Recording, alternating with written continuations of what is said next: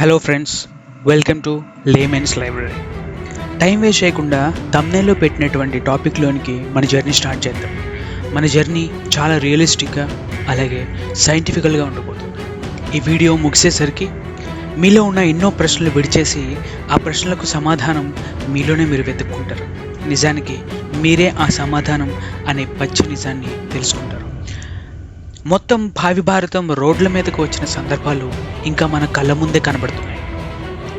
అవి మర్చిపోకముందే వాటిని తలదన్నేలా మరొకటి, ఆపై మరొకటి సముద్రపు కెరటాలైన అలిసి నిష్క్రమిస్తాయేమో కానీ ఈ అత్యాచారాల దందా మాత్రం ఎప్పటికీ తగ్గడం లేదు. వీటిపై సామాన్యునికి ఉండేటువంటి ప్రశ్నలేంటి? ఆ ప్రశ్నలేంటో ఒకసారి మనం చూద్దాం. అసలు ప్రభుత్వం ఏం చేస్తుంది? ఈ శిక్షలు సరిపోతాయా? లేకపోతే అరబ్ కంట్రీస్లో విధించేటువంటి శిక్షలు, క్యాస్ట్రేటింగ్ లాంటి కఠినమైన శిక్షలు అమలుపరిస్తే ఈ అత్యాచారాల దందా అవుతుందా? మూడవ ప్రశ్న, ఆడపిల్లలు బట్టలు సరిగ్గా వేసుకుంటే అత్యాచారాలని అరికట్టొచ్చా? పోనీ ఆడపిల్లలు ఒకప్పటిలా ఇంట్లో హౌస్ అరెస్ట్ చేయబడితే అయినా సరే ఇవి ఆగుతాయా? మరొక ప్రశ్న, సమాజంలో గొప్ప స్థాయిలో ఉన్నటువంటి మనుషులకే రక్షణ లేకపోతే సామాన్య స్త్రీకి రక్షణ ఎలా ఉంటుంది?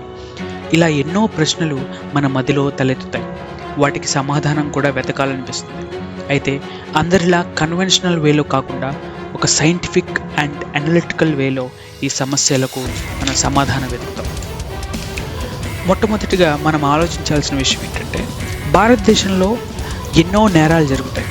ఆ నేరాలలో చాలా సామాన్యంగా జరిగేటువంటి నేరమే ఈ అత్యాచారం. దయచేసి సామాన్యంగా అనే పదం ఉపయోగించానని దయచేసి ఎవరు ఫీల్ అవ్వకండి. దానికి కారణం కూడా మీకు చెప్తాను. National crime records bureau NCRB ప్రకారం 2021 సంవత్సరంలో ఇచ్చేటువంటి యాన్యువల్ రిపోర్ట్లో దాదాపు 31,677 రేప్ కేసెస్ నమోదయ్యాయి. మరి ఇలాంటప్పుడు కామన్ లేదా సామాన్యం అని అనడానికి సిగ్గుపడాల్సిన అవసరం ఉంది. కాబట్టి నేను ధైర్యంగా కామన్ అని చెప్పగలిగాను. ఇంకా షాకింగ్ విషయం ఏంటంటే, ఈ జరిగినటువంటి 31,677 కేసెస్లో 89% అంటే 28,147 ఇన్సిడెంట్స్ విక్టిమ్కి తెలిసిన వాళ్ళ వల్లే జరిగాయట. అంటే ఈ రేప్ కేసెస్ అన్నీ కూడా ఆడపిల్లలకు తెలిసిన వారి ద్వారానే ఈ రేప్ కేసెస్ అనేవి జరిగాయని ఎన్సిఆర్బి ఇచ్చినటువంటి రిపోర్ట్లో మనకు కనపడుతుంది. దీనికి అర్థం ఏంటో తెలుసా? మీకు కనపడే ఆ 89% మంది, అంటే మీరు డైలీ ఇంటరాక్ట్ అయ్యే 100% మందిలో 89% మంది సస్పెక్ట్స్ అనమాట. 89% of your surroundings May attack you at any time. కాబట్టి వీళ్ళ గురించి మనం చాలా జాగ్రత్తగా ఉండాలి. వీళ్ళని కనిపెట్టడం ఈజీయా? కాదు. వీళ్ళందరూ కూడా జనస్రవంతిలో జనంలా కలిసిపోయి ఉంటారు. పాదరసానికి మంచినీళ్లకు ఎలా అయితే తేడా కనిపెట్టలేమో, ఇలాగే వీరి యొక్క తేడా కూడా మనం కనిపెట్టలేము. వాటిని కనిపెట్టడం ఇంపాసిబుల్. ఇంకా బాధాకరమైనటువంటి విషయం ఏంటంటే, భారతదేశం అత్యాచారాలు ఎక్కువగా జరిగే దేశాలలో టాప్ 10 పొజిషన్లో ఉంది. ప్రస్తుతానికి టాప్ 4లో ఉంది. కానీ ఈ టాప్ 10 పొజిషన్ నుంచి ఎప్పటికీ భారతదేశం బయటకు రాలేదు. ఇలాంటి పరిస్థితుల్లో అసలు వీటిని అరికట్టడానికి మార్గం కనుక్కోవాలంటే ఒక సామాన్యుడిలా, అంటే ఒక లేమెన్లా మనకి చాలా అనలిటికల్ అప్రోచ్ అవసరం. సో దాని గురించి ముందు మనం ఒక డీటెయిల్డ్ అండ్ సైంటిఫిక్ అనాలిసిస్ తెలుసుకుందాం. ఆ అనాలిసిస్ లిటరల్ అండ్ లీగల్ ఆస్పెక్ట్స్లో మనం చూద్దాం. ఫస్ట్ ఆఫ్ ఆల్, అసలు రేప్ అంటే ఏంటి? What is a rape? Rape యొక్క డెఫినేషన్ ఏంటి? మనం అక్కడ నుండి మన జర్నీ స్టార్ట్ చేద్దాం. సో మనం ఇంగ్లీష్లో చూస్తే rape can be defined as a forceful sexual intercourse. తెలుగులో బలవంతపు లైంగిక దాడి. By definition it is forceful అంటే బలవంతంగా జరిగేది. బలవంతంగా జరగడాని గురించి మనకి ఇండియన్ పీనల్ కోడ్ చాలా వివరణ ఇచ్చింది. Section 375 of Indian penal code ఒక మనిషిని రేప్ కేసులో మనం కన్విక్ట్ చేయాలంటే ఆ మనిషి చేసింది ఇప్పుడు నేను చెప్పేటువంటి ఈ ఫాలోయింగ్ వేస్కి ఒకవేళ ఆ మనిషి చేసినటువంటి క్రియ సరిపోతే ఆ మనిషిని రేప్ కేసులో ఛార్జ్ చేయబడుతుంది కోర్ట్స్. సో ఫస్ట్ రేప్ అంటే అదొక ఫోర్స్ఫుల్ ఇంటర్ కోర్స్ అని చెప్పేసి మనం అర్థం చేసుకున్నాం. సో దానికి డెఫినేషన్, అది ఎప్పుడు ఫోర్స్ఫుల్ అవుతుంది అని చెప్పడానికి కూడా ఇండియన్ పినల్ కోడ్ చాలా క్లియర్గా డిక్లరేషన్ ఇచ్చింది. సో దానిలో ఫస్ట్ ఒక యాక్ట్ అనేది ఫోర్స్ఫుల్ ఎప్పుడవుతుంది అంటే, firstly if it is against her will, అంటే తెలుగులో ఒకవేళ అది ఆమె ఇష్టానికి వ్యతిరేకంగా ఉంటే గనక so it is considered as rape, దానిని మనం అత్యాచారంలా కన్సిడర్ చేస్తాం. And secondly if it is against her consent, ఒకవేళ ఆ వ్యక్తి అంటే ఆమెకి ఇష్టం ఉన్నప్పటికీ కూడా అది తన అంగీకారానికి ఆమోదయోగ్యంగా లేకపోతే, తనకి ఆ సిచ్యువేషన్లో అంగీకారం లేకపోతే, అంగీకరించకపోతే సో దానిని కూడా మనం రేప్గా కన్సిడర్ చేస్తాం. And third, if with her consent but her consent obtained in fear of death or grievous hurt, ఒకవేళ ఆమె అంగీకారం ఉంది, అంగీకారం ఎలా వచ్చింది అని కూడా కోర్టు పరిగణిస్తుంది. ఆ అంగీకారం ఒకవేళ బెదిరింపు వల్ల వచ్చిందా, చంపేస్తానన్న బెదిరింపు వల్ల వచ్చిందా, గాయపరుస్తాడన్న బెదిరింపు వల్ల వచ్చిందా, సో ఒకవేళ ఇలా జరిగినా కూడా దాన్ని రేప్ కింద కన్సిడర్ చేస్తారు. ఇక నాలుగవది, with her consent when the man knows that he is not her husband and that her consent is given because she believes that he is another man to whom she or he believes herself to be lawfully married. అంటే ఆ అంగీకారం ఆమెకి ఇష్టంగా వచ్చి, ఆ అంగీకారం దేనివల్ల వచ్చింది అని అంటే, నిన్ను పెళ్లి చేసుకుంటాను అనేటువంటి అబద్ధపు హామీని ఇచ్చి ఆమెతో శారీరకంగా లైంగికంగా కలిస్తే దానిని కూడా, ఆ మాటను నిలబెట్టుకోలేకపోతే దానిని కూడా రేప్లా మన ఇండియన్ పీనల్ కోడ్ దానిని ధృవీకరిస్తుంది. ఇక పెళ్లి చేసుకుంటా అని నమ్మకం ఇచ్చి ఆ నమ్మకం నిలబెట్టుకోకపోతే కూడా దానిని రేప్ కింద మన కోర్ట్స్ కన్సిడర్ చేస్తుంది.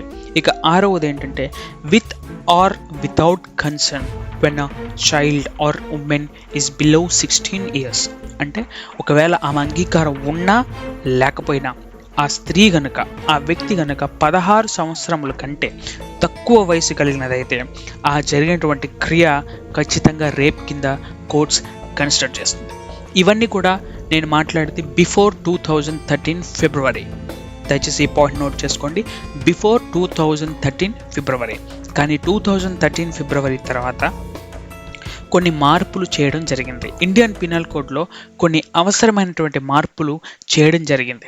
ఆ అవసరమైనటువంటి మార్పుల్లో పెద్దగా మార్పులు ఏమి లేవు, కానీ ఆ 375 సెక్షన్స్లో క్లాజెస్ యాడ్ చేసి ఈ యొక్క మార్పుల్లో మేజర్గా తీసుకువచ్చింది ఏంటంటే, మన గతంలో ఉన్నటువంటి ఐపీసీ సెక్షన్స్ ప్రకారం రేప్ అంటే అది ఒక పెనిట్రేషన్.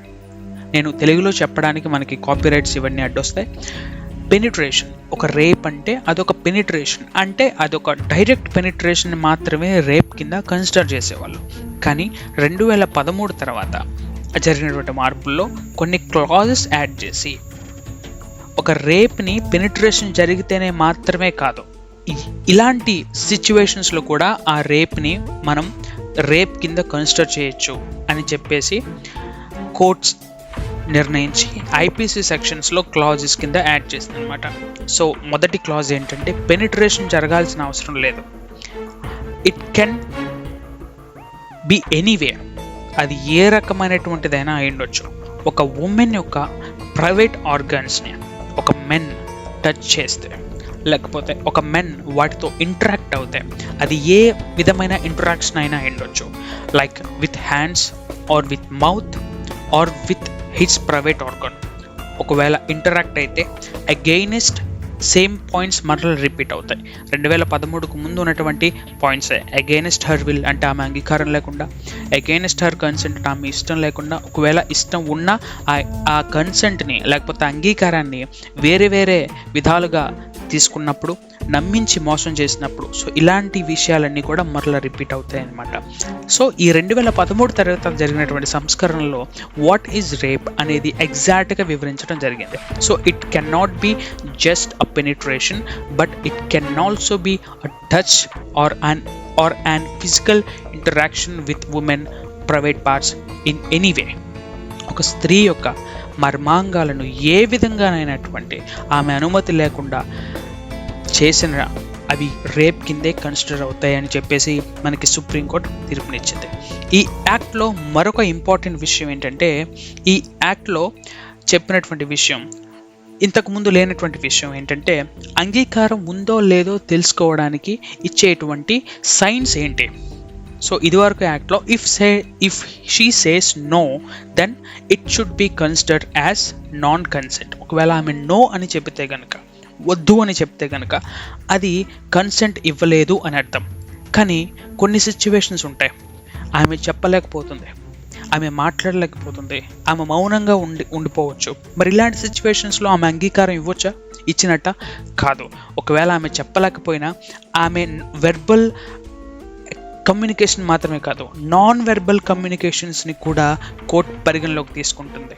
అంటే ఆమె అయిష్టాన్ని నోటితో చెప్పడం మాత్రమే కాదు, ఆమె శారీరకంగా శరీరంలో ఎలాంటి వ్యక్తీకరణను కూడా కోర్టు స్వీకరించే విధంగా ఆమె ఫిజికల్ గెస్చర్స్ను కూడా పరిగణలోకి తీసుకుని ఆ జరిగినటువంటి ఇన్సిడెంట్ రేపా కాదా అని నిర్ణయించమని 2013 తర్వాత జరిగినటువంటి సంస్కరణలో మనకు కనబడుతుంది. అట్లాగే ఈ 2013 తర్వాత మరొక ముఖ్యమైనటువంటి అంశం మనకి సెక్షన్ 498 క్లాజ్ ఏలో యాడ్ అవుతుంది. అది marital rape, protection of women from domestic violence అనే కేటగిరీలో ఈ యొక్క విధి అనేది యాడ్ అవుతుంది. సో దీనిలో ఏంటంటే, అవుట్రేజింగ్ ఉమెన్స్ మోడెస్టీ అనే విధానాన్ని తీసుకొచ్చి, అంటే స్త్రీ యొక్క భద్రతను, స్త్రీ యొక్క మాన గౌరవాలను, ఆత్మగౌరవాలని దెబ్బతీసే విధంగా ప్రవర్తించిన ఏ క్రియ కూడా అది రేప్ కిందే కన్సిడర్ అవుతుంది, even at the time of marriage. పెళ్ళి జరిగినప్పటికీ కూడా ఒక ఉమెన్ యొక్క మాన గౌరవాలను గౌరవించకుండా చేసేటువంటి క్రియలను రేప్ అనే కన్సిడర్ చేస్తారు. సో దీనికి స్పెషల్గా యాడ్ చేయకుండా డొమెస్టిక్ వైలెన్స్ కేసెస్లో పెళ్ళి జరిగినప్పుడు, ఒకవేళ పెళ్లి చేసుకున్న తర్వాత కూడా ఆమె అంగీకారం లేకుండా జరిగేటువంటి శృంగార క్రియను కోర్ట్ రేప్ కిందే కన్సిడర్ చేస్తుంది అని తీసుకువచ్చింది. సో ఆఫ్టర్ దట్ సుప్రీంకోర్ట్ ఆ తర్వాత జరిగిన విషయం 2018లో సుప్రీంకోర్టు ఒక చారిత్రకమైనటువంటి తీర్పు ఇచ్చింది. అదేంటంటే డీక్రిమినలైజింగ్ గే సెక్స్. అంటే సేమ్ జెండర్ ఉన్నటువంటి వాళ్ళు చేసేటువంటి లైంగిక కార్యకలాపాలను డీక్రిమినలైజ్ చేసింది. అంటే వాటిని నేరాల లిస్టులో నుంచి బయటకు తీసింది. ఇంతకు ముందు వరకు 2018కి ముందు వరకు కూడా ఒకవేళ స్త్రీతో లైంగికంగా పాల్గొన్న, పురుషుడితో పాల్గొన్న, ఇవన్నీ కూడా నేరాల కింద కోర్టు కన్సిడర్ చేసేది, ఈవెన్ అవి కన్సెంట్తో చేసినా, కన్సెంట్ లేకుండా చేసినా. కానీ 2018 తర్వాత వాటిని డీక్రిమినలైజ్ చేసి సెక్షన్ 377 అనేది పూర్తిగా తీసివేస్తుంది అనమాట. సో దాని తర్వాత అప్డేట్స్ వచ్చాయి. ఐపీసీని కాస్త భారతీయ న్యాయ సంహిత అని మార్చారు. ఈవెన్ భారతీయ న్యాయ సంహితలో కూడా కాన్సెన్షువల్ ఇంటిమేట్ ఇమేజరీ అని చెప్పి ఒక పాయింట్ని లేవనెత్తారు. సో దీని యొక్క మెయిన్ థీమ్ ఏంటంటే, ఒకవేళ పెళ్లి జరిగిన తర్వాత మార్షల్ రేప్ గురించి డైరెక్ట్గా మెన్షన్ చేయకుండా, పెళ్లి జరిగిన తర్వాత and adequate protection for marital rape. So పెళ్లి తర్వాత వైవాహిక అత్యాచారాలను కూడా అరికట్టడానికి ఇలాంటి చట్టాన్ని కూడా తీసుకొచ్చారు. ఒకవేళ ఆమెకి ఇష్టం లేకుండా బలవంతంగా అండ్ ఒక రివెంజ్ కైండ్ ఆఫ్ సెక్సువల్ యాక్టివిటీని ప్రదర్శిస్తే కనుక, సో దానిని కూడా భారతీయ న్యాయ సంహిత ప్రకారం సో దానిని కూడా రేప్ కింద కన్సిడర్ చేస్తారు. సో ఇప్పటి వరకు మనం మాట్లాడుకున్నదంతా literal and legal definitions of rape. And ఇప్పుడు మనం రేప్ స్టాటిస్టిక్స్ గురించి ఒకసారి మనం చూద్దాం. సో స్టాటిస్టిక్స్ అంటే వాటి యొక్క మ్యాథమెటికల్ నెంబర్స్. మన భారతదేశంలో 2019లో జరిగినటువంటి ఇన్సిడెంట్స్ని ఒకసారి మనం గుర్తుకు తెచ్చుకుందాం. ప్రతి 16 నిమిషాలకి ఒక రేప్ జరిగింది 2019వ సంవత్సరం. అండ్ 2018వ సంవత్సరంలో అది ప్రతి 15 నిమిషాలకు ఒకసారి భారతదేశంలో రేప్ అనేది నమోదు చేయబడింది. అంటే ఎంత దారుణమైనటువంటి పరిస్థితిలో మన యొక్క ప్రపంచం వెళుతుందో మనం అందరం కూడా ఆలోచించాల్సిన విషయం. అండ్ అదే 2019లో ఇండియాలో టోటల్గా 32,033 రేప్ కేసెస్ నమోదు చేయబడ్డాయి. నేను ఓన్లీ నమోదు చేయబడినటువంటి కేసెస్ గురించే మాట్లాడుతున్నాను, అది మీరు నోట్ చేసుకోవాలి. వాటిలో అడల్ట్స్ అంటే అబౌవ్ 18 ఇయర్స్ వారి మీద జరిగినటువంటి కేసెస్ 27,093 అండ్ మైనర్స్ అంటే బిలో 18 ఇయర్స్ వీళ్ళ మీద జరిగినటువంటి రేప్ కేసెస్, రేప్ ఇన్సిడెంట్స్ 4,940 అంటే 4,940 కేసెస్ మైనర్స్ మీద జరిగాయి. అండ్ మనం తెలుగు వాళ్ళం కాబట్టి మన ఏపీ స్టాటిస్టిక్స్ కూడా ఒకసారి మనం చూస్తే ఆంధ్రప్రదేశ్లో మేజర్స్ మీద అంటే అబోవ్ 18+ వారి మీద జరిగినటువంటి రేప్ కేసెస్ 1086 కేసెస్ 2019లో నమోదు చేయబడ్డాయి. అండ్ వాటిలో మైనర్స్ మీద జరిగినటువంటి కేసెస్ 547 కేసెస్ మైనర్స్ మీద నోట్ చేయబడ్డాయి ఓన్లీ 1 ఇయర్లో 2019. సో ఇంకొంచెం మనం ముందుకు వెళ్ళి వేరే రిపోర్ట్స్ని కూడా మనం చూస్తే, వేరే వాళ్ళ అనాలిసిస్ని కూడా మనం చూస్తే, హ్యూమన్ రైట్స్ వాచ్ రిపోర్ట్ అని మనకి ఎవ్రీ ఇయర్ ఒక రిపోర్ట్ వస్తుంది end of the year. Human rights వాళ్ళు రిలీజ్ చేసేటువంటి రిపోర్ట్స్. సో ఇది మనకి కాన్స్టిట్యూషనల్ బాడీ హ్యూమన్ రైట్స్ అనేది. సో హ్యూమన్ రైట్స్ వాళ్ళు రిపోర్ట్ చేసినటువంటి నెంబర్స్ ఏంటో మనం చూస్తే 7,200 నుంచి 1 lakh వరకు మైనర్ రేప్స్ ఈచ్ ఇయర్ జరుగుతున్నాయి. I repeat, human rights watch reports ఏమని ఇస్తున్నాయనంటే 7,200 మైనర్స్ నుంచి 1 lakh మైనర్స్ వరకు ఈచ్ ఇయర్ రేప్కి గురి కాబడుతున్నారు. అండ్ హ్యూమన్ ట్రాఫికింగ్ గురించి మ్యాపిల్ క్రాఫ్ట్ అనేటువంటి సంస్థ ఇచ్చినటువంటి రిపోర్ట్ ప్రకారం sex trafficking and crime against minors ఇండెక్స్లో భారతదేశం 7వ ర్యాంక్లో ఉంది.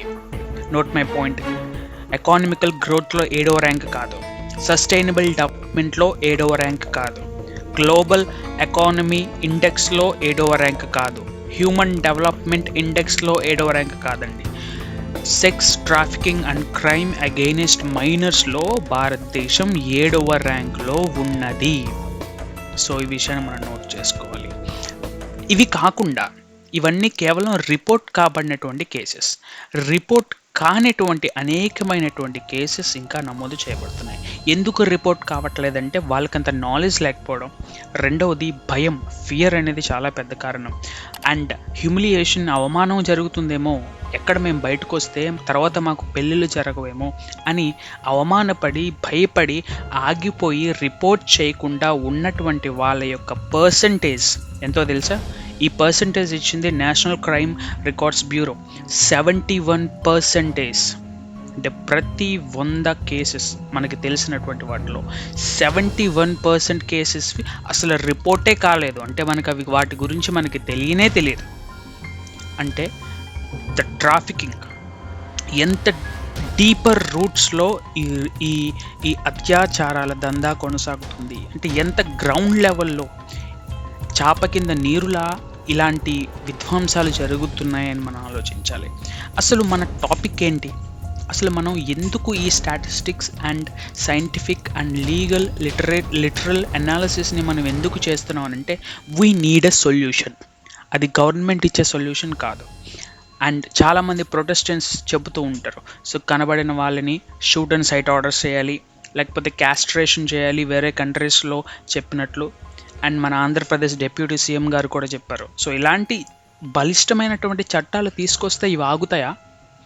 సో ఇలాంటి ఎన్నో క్వశ్చన్స్కి మనకు ఆన్సర్ తెలియాలంటే first we have to understand what is to be a rape.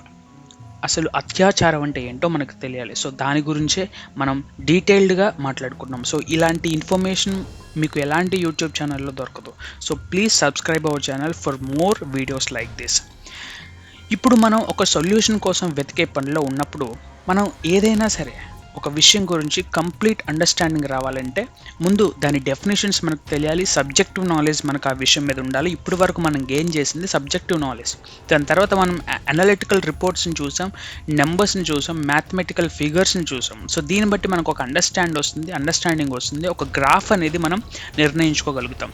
And కొన్ని కేస్ స్టడీస్ని కూడా మనం చూడాలి. సో వీటన్నిటిని బేస్ చేసుకుని మనం ఒక ఫైనల్ జడ్జ్మెంట్కి మనం వద్దాం. We are not deviating from our topic, we are just making sure that our outcome will be the best one. First, notable casesలో మనకి ఎక్కువగా వినబడినటువంటి కేసు అజ్మర్ రేప్ కేసు అండి. సో ఇది రాజస్థాన్లో జరిగింది. ఇది 1992లో చోటు చేసుకున్నటువంటి చాలా పెద్ద సెక్స్ స్కాండల్. సో దీని గురించి ఎన్నో యూట్యూబ్ ఛానల్స్ మాట్లాడారు. సో అప్పట్లో ఇది చాలా హాట్ టాపిక్ అయింది. దీని గురించి చాలా బ్రీఫ్గా మనం మాట్లాడుకుందాం. సో ఒక వ్యక్తి అజ్మర్ దర్గా దగ్గరలో ఆ పరిసర ప్రాంతాల్లో చోటు చేసుకున్నటువంటి వ్యక్తి. ఈ ఇన్సిడెంట్ యొక్క ఇంటెన్సిటీ ఎలా ఉందంటే, ఇప్పటికీ ఒకవేళ ఒక సర్టెన్ స్కూల్, ఆ స్కూల్ నేమ్ నేను మెన్షన్ చేయను, ఒకవేళ పిల్లలు కనుక ఆ స్కూల్లో చదివినట్లయితే ఆడపిల్లలు, సో వాళ్ళకి పెళ్ళిళ్ళు ఇంకా కావలేదన్నమాట. పెళ్ళిళ్ళు కావడం చాలా కష్టం అయిపోయింది. ఎందుకనంటే బ్యాక్గ్రౌండ్ వెరిఫికేషన్ అప్పుడు ఒకవేళ వారు కనుక ఆ స్కూల్లో చదువుంటే చాలా ఎక్కువ రీసెర్చ్ అండ్ ఇన్వెస్ట్మెంట్ పెట్టేవాళ్ళు వాళ్ళ బ్యాక్గ్రౌండ్ తెలుసుకుందామని.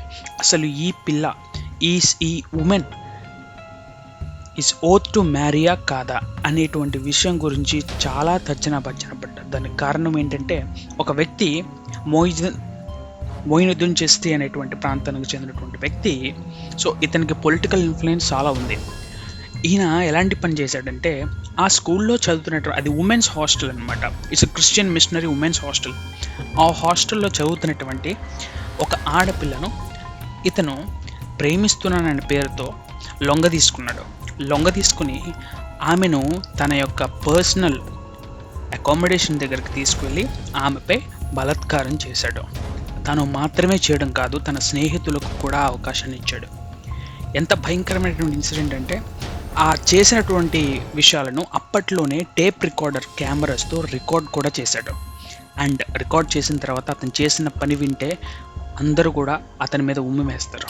ఆ పని ఏంటంటే, ఆ వీడియోని ఆ పిల్లకు చూపించి, ఆ స్త్రీకి చూపించి, ఆ చిన్నపిల్లకు చూపించి, నీ వీడియోస్ నేను బయట పెట్టేస్తాను, ఇవి నేను బయట పెట్టకూడదు అని అనుకుంటే నువ్వేం చేయాలంటే, నువ్వు వెళ్ళి నీలా మరొక స్కూల్ స్టూడెంట్ని నా కోసం తీసుకురావాలి.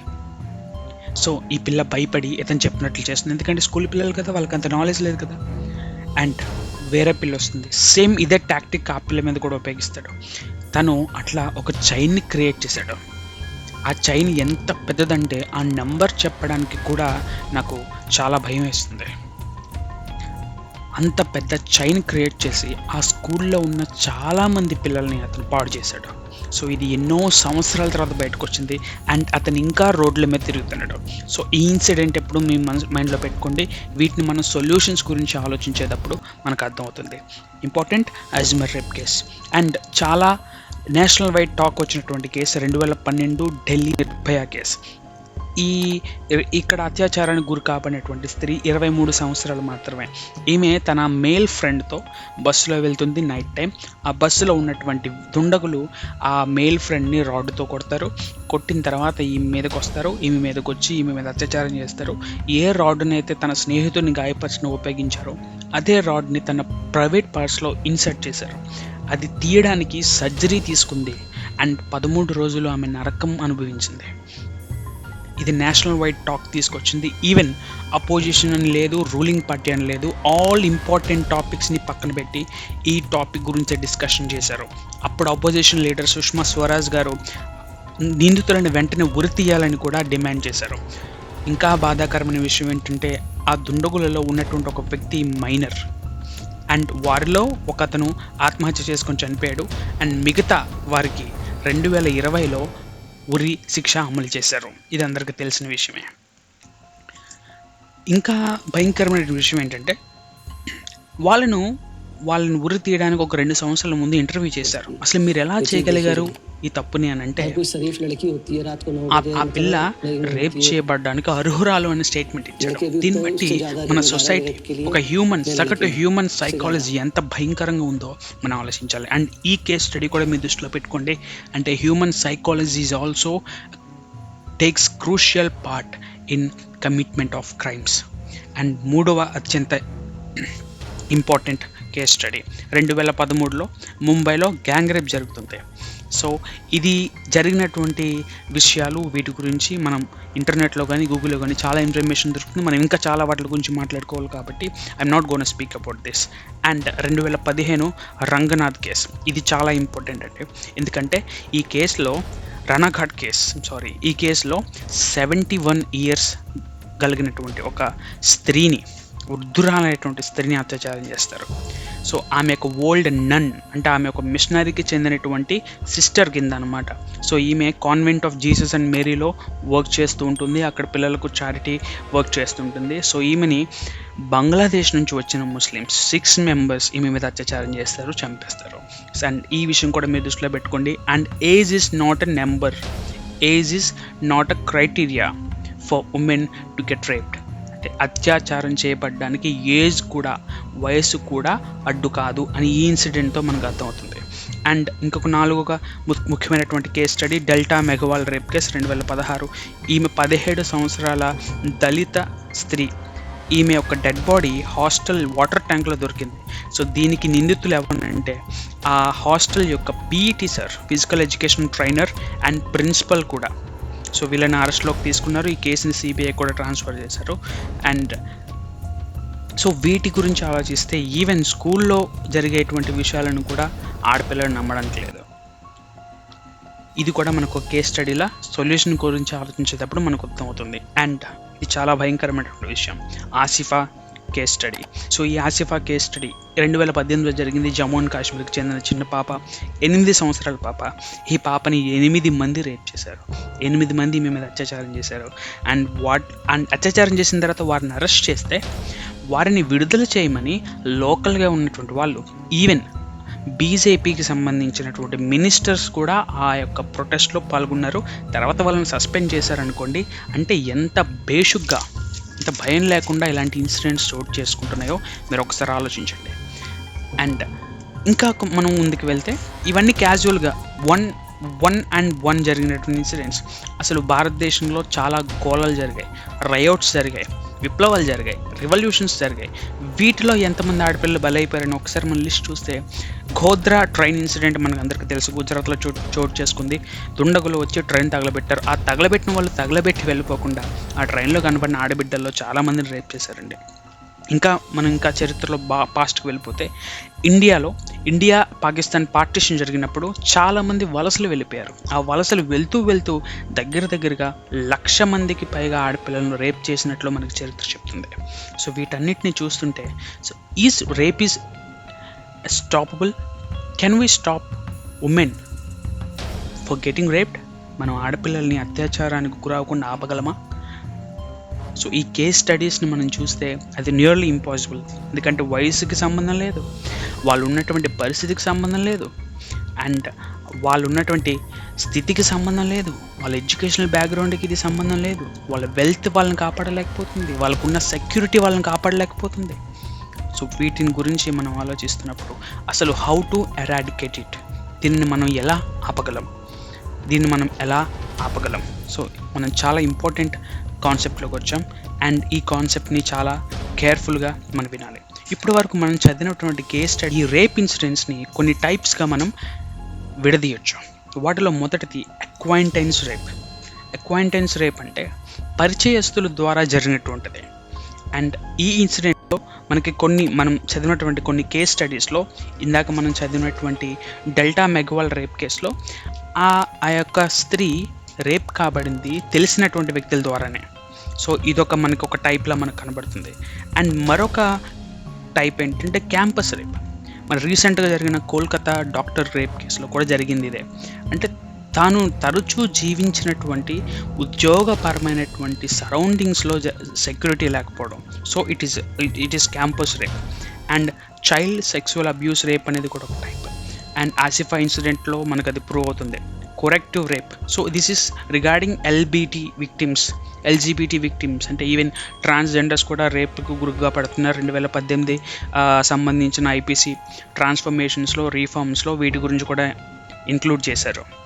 And cyber sex trafficking case, దీని గురించి సపరేట్ టాపిక్కే ఉంది. సైబర్ సెక్స్ ట్రాఫికింగ్ కేస్ అంటే హనీ ట్రాప్స్ యూస్ చేస్తారు.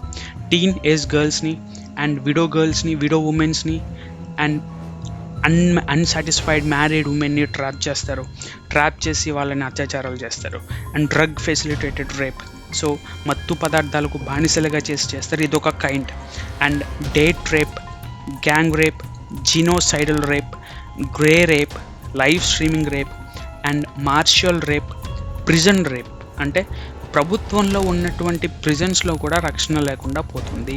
దండుపాలె మూవీ చూసారా? And it is moreover true. Sexual abuse, sexual assault, unacknowledged rape అంటే తెలియకుండా చేసినటువంటి అత్యాచారం, మత్తులో కావచ్చు, మరి ఏ విధమైన కారణాల్లో కావచ్చు.